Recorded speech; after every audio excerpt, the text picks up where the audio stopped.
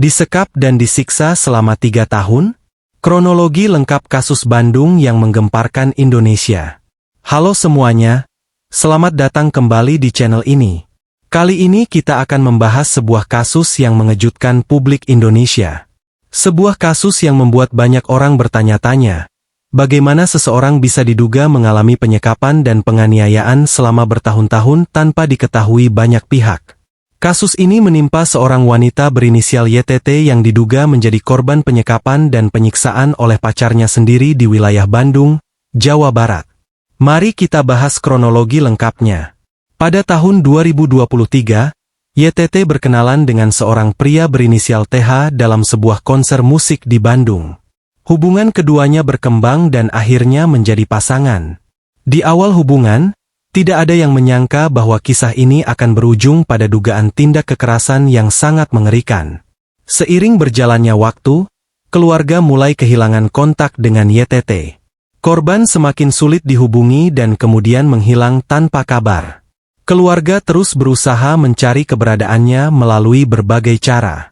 Mereka menghubungi teman-teman korban, menyebarkan informasi orang hilang di media sosial, hingga mencoba melacak keberadaannya melalui berbagai jalur. Namun semua usaha tersebut tidak membuahkan hasil. Selama hampir 3 tahun, keluarga tidak mengetahui secara pasti di mana YTT berada dan apa yang sebenarnya terjadi padanya.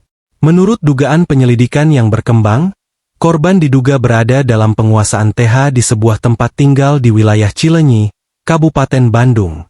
Dalam rentang waktu tersebut, korban diduga mengalami penyekapan serta penganiayaan berulang kali. Yang membuat kasus ini semakin mengejutkan adalah kondisi korban saat akhirnya ditemukan. Pada tanggal 10 Juni 2026, keluarga menerima sebuah pesan WhatsApp dari nomor yang tidak dikenal. Pesan tersebut mengabarkan bahwa YTT sedang berada di Rumah Sakit Hasan Sadikin, Bandung dan membutuhkan bantuan keluarganya. Mendapat informasi itu, keluarga segera menuju rumah sakit untuk memastikan keadaan korban. Saat bertemu dengan YTT, keluarga mengaku sangat terkejut melihat kondisinya. Korban ditemukan dalam keadaan lemah dan mengalami berbagai luka di tubuhnya. Beberapa laporan menyebutkan adanya luka serius di wajah, luka pada bagian kepala, bekas luka akibat benda tajam, hingga dugaan bekas sundutan rokok. Selain luka fisik, korban juga mengalami kesulitan berbicara, berjalan, dan mengalami gangguan pada penglihatannya. Awalnya, korban sempat menjelaskan kepada petugas medis bahwa luka-luka tersebut disebabkan karena terjatuh di kamar mandi. Namun seiring berjalannya penyelidikan, muncul dugaan bahwa penjelasan tersebut diberikan karena korban masih berada dalam kondisi trauma dan ketakutan. Setelah melihat kondisi korban yang memprihatinkan, keluarga memutuskan untuk segera melaporkan kasus ini kepada pihak kepolisian. Pada tanggal 12 Juni 2026, laporan resmi diajukan ke Polda Jawa Barat. Penyidik kemudian mulai mengumpulkan keterangan dari korban, keluarga, saksi-saksi, serta melakukan pemeriksaan terhadap lokasi yang diduga menjadi tempat penyekapan. Dalam perkembangan berikutnya, polisi mengidentifikasi TH sebagai terduga pelaku utama dalam kasus tersebut. Namun ketika aparat berusaha melakukan penangkapan, TH diketahui sudah tidak berada di lokasi dan diduga melarikan diri. Sejak saat itu, pihak kepolisian melakukan pengejaran terhadap yang bersangkutan. Kasus ini segera menjadi perhatian nasional setelah kisah korban tersebar luas di media sosial dan berbagai media pemberitaan. Banyak pihak mempertanyakan bagaimana dugaan penyekapan dan penganiayaan bisa berlangsung selama bertahun-tahun tanpa terdeteksi. Sebagian masyarakat juga menyoroti pentingnya kepedulian lingkungan sekitar terhadap tanda-tanda kekerasan yang mungkin terjadi di sekitar mereka.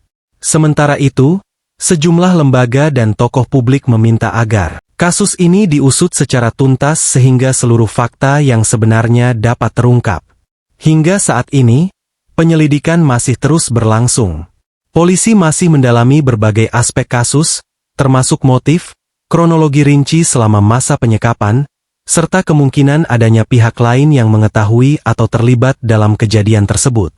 Karena proses hukum masih berjalan, Seluruh pihak tetap harus menghormati asas praduga tak bersalah sampai ada putusan pengadilan yang berkekuatan hukum tetap.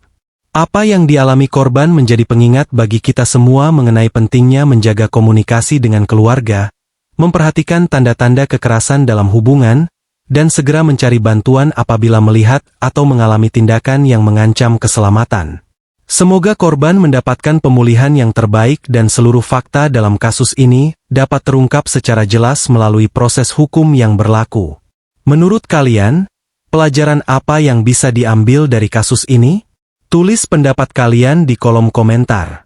Jangan lupa like, subscribe, dan nyalakan lonceng notifikasi agar tidak ketinggalan informasi menarik lainnya.